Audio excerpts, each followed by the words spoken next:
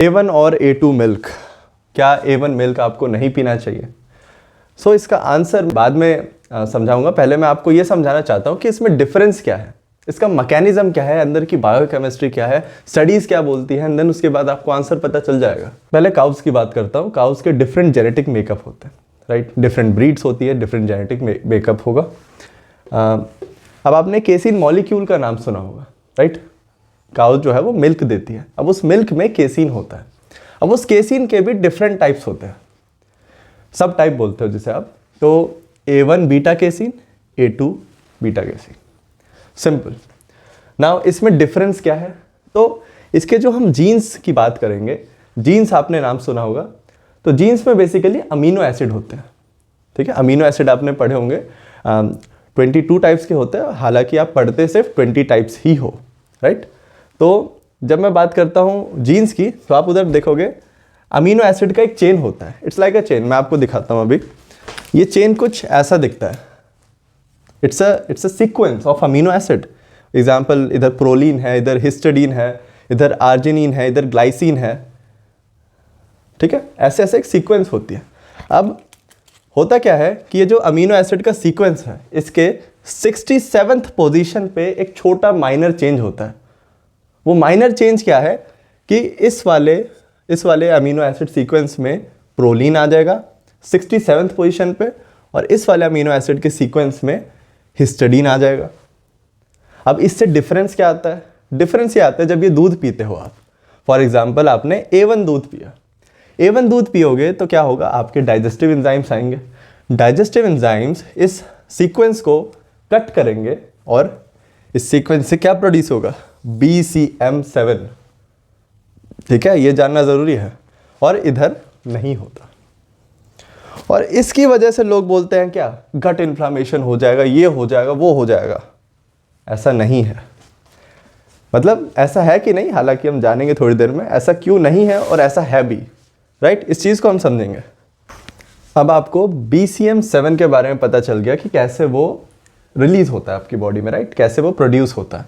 Now ऐसा बोला जाता है, ऐसा उसका काम है, नेचर है, कि आपका जो डाइटरी सिस्टीन है, cysteine is an amino acid, right, it's needed for your body to produce glutathione. पहले मैं बताया तो सिस्टीन क्या है। सिस्टीन एक अमीनो एसिड है। आप जो भी प्रोटीन सोर्सेज कंज्यूम करते हो, पॉसिबली उसमें देयर आर हाई चांसेस कि सिस्टीन हो ही, राइट। तो सिस्टीन एक अमीनो एसिड है, होता ही है आपके खानों में, मिल्क में भी है नॉर्मली। अब ये सिस्टीन आपके glutathione, which is a very powerful antioxidant in your body, कोई भी डैमेज हो, कोई भी चीज़ हो, ऑक्सीडेशन हो रहा, उसको प्रिवेंट, या बहुत सारे काम है इसके एंटीऑक्सीडेंट के, तो उसमें हेल्प करता है ग्लूटाथायोन। तो सिस्टीन से प्रोड्यूस होता है ग्लूटाथायोन। अब ये इनहिबिट हो गया तो दिक्कत की बात है। तो इसीलिए जो BCM7 है, इसको बहुत ही गलत तरीके से रिप्रेजेंट करा जाता है, बिकॉज ये इनहिबिट करता है डाइटरी सिस्टीन को। प्लस ऐसा बोला जाता है कि इसकी वजह से आपका क्या कहते हैं, गट इन्फ्लामेशन हो जाएगा, बहुत सारे गट डिस्ट्रेस हो जाएंगे, and so on, and it can be possible. अभी थोड़ी देर में हम स्टडीज़ की अब बात करते हैं। स्टडीज़ क्या कहती है? आई थिंक अभी तक आपको क्लियर है जो भी चीज़ें मैंने बोली। अब हम आते हैं फैक्ट्स पे। There is a preliminary data. First of all we should understand we do have limited studies, very limited. बहुत सारे इन्फ्लुएंसर्स हैं, Shivam Dube is one of them. उसको शायद कोई प्रमोशन करना था, Rosier farms, I think it is a brand. तो उसमें उन्होंने बोला we have strong enough data, जो ये बोलता है कि आपको A1 मिल्क हटा देना चाहिए, A2 मिल्क पीना चाहिए, which is absolutely a bullshit. Why? Because we do have data, but preliminary data. अब वो डेटा क्या बोलता है वो भी जानते हैं, समझते हैं, राइट। सब्जेक्ट्स जो थे वो चाइनीज़ पॉपुलेशन के अराउंड 25 से लेके 68 ईयर्स के बीच में। The mean age is average on an average around 46, right, 46 years. So जो सब्जेक्ट्स थे वो कहीं ना कहीं माइल्ड और मॉडरेट सिम्टम्स ऑलरेडी शो कर रहे थे जब वो मिल्क कंज्यूम करते हैं, राइट। उन्होंने ऐसा साइंटिस्ट को बोला, तभी वो उस स्टडी में आए। और उस स्टडी में क्या देखा गया? उस स्टडी में देखा गया जिन लोगों ने जो A1 मिल्क है उससे स्विच करके A2 मिल्क पर गए, उनका गट इन्फ्लामेशन रिड्यूस हुआ, सिम्टम्स रिड्यूस हुए, राइट। एंड जो कॉग्निटिव फंक्शन है आई थिंक वो रिड्यूस हुआ।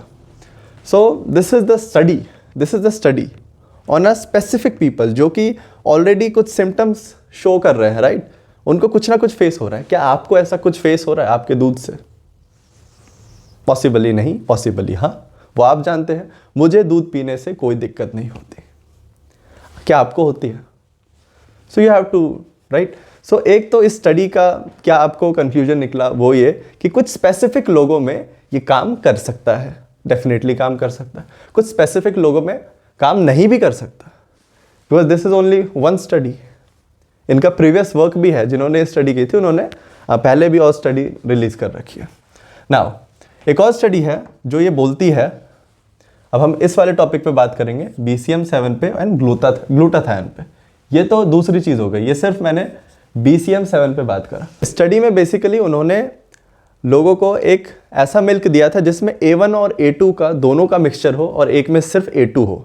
तो जब उन्होंने इस मिल्क से A1 और A2 के मिक्सचर के मिल्क से A2 में शिफ्ट करा तो उन्होंने अपने सिम्टम्स को बेटर समझा, राइट, फेस करा। और no there are clinical effects, it's a positive clinical effects. So हमने अभी तक BCM7 की बात की, ठीक है। सो दे कोरिलेटेड कि ऐसा क्यों हुआ, क्योंकि A2 मिल्क में जो BCM7 है वो रिलीज नहीं हुआ इस वजह से। Now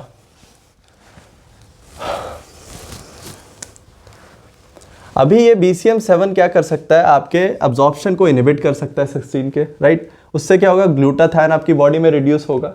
this is a hypothesis, अभी जो प्रूव हुआ है मैं आपको वो बता रहा हूँ। So there is a study, right. इस स्टडी का मैंने पूरा ग्राफ नहीं बनाया, मेरे पास जगह थोड़ा कम था, बस फॉर द समझाने के पर्पज से आपको मैं इधर बता रहा हूँ। जो बेस लाइन आप देख सकते हो अराउंड 1 के करीब है, this is the median GSH level. GSH means glutathione. तो इधर आपका क्या हुआ, जैसे ही इंसानों ने A1 और A2 मिल्क कंज्यूम करा, so there is an improvement in your glutathione. और जिन्होंने A2 मिल्क कंज्यूम करा, उनका ग्लूटाथायन थोड़ा ज़्यादा इंक्रीज हुआ। थोड़ा नहीं, मैं बोल रहा हूँ काफ़ी अच्छा इंक्रीज हुआ। सो ऐसा नहीं है कि आप अगर A1 मिल्क या A1 और A2 मिल्क का मिक्सचर पियोगे तो आपका ग्लूटाथायन इंक्रीज होगा ही नहीं, ऐसा नहीं है, राइट। सेकेंड चीज़ आप नोटिस करोगे, जैसे ये चीज़ें आपस में इन्वर्सली कोरिलेटेड है। जो BCM7 है अगर वो रिड्यूस होगा तो आपका GSH इंक्रीज होगा, जैसा कि हमने यहाँ देखा। बट क्या वो इंक्रीमेंट, और मैं कह सकता हूँ क्या BCM7 के इंक्रीज होने से आपका जो GSH थोड़ा सा ही रिड्यूस हुआ है, बट रिड्यूस हुआ है, राइट, उससे कोई एक क्लिनिकल इम्पैक्ट आता है क्या, कोई इसका नेगेटिव इफेक्ट है for you? I am talking about you, for me. तो ऐसा ज़रूरी भी नहीं है।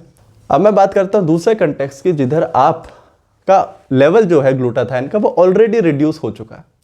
तब इस केस में हम कह सकते हैं कि आप A2 मिल्क पे स्विच कर लो, बिकॉज यस बेनिफिट मिलेगा, राइट। अभी क्या है, you are not facing any clinical, I will say practical significance, right. अभी तक उसका इतना ज़्यादा प्रूवन चीज़ नहीं है। सो या दैट्स इट। कंक्लूजन अब मैं बताना चाहूँगा। कंक्लूजन ये है कि आप कर सकते हो, आप नहीं भी कर सकते। It's totally your choice. If you are a healthy adult, you are not facing any symptoms, right, आपको कोई डिस्ट्रेस नहीं हो रहा, गट इन्फ्लामेशन नहीं हो रहा, you can definitely have A1 milk as well based on the available evidence. अभी because healthy individuals पे नहीं टेस्ट हुआ है, बहुत सारे स्टडीज नहीं है। That's all I can say. Thank you for watching this video.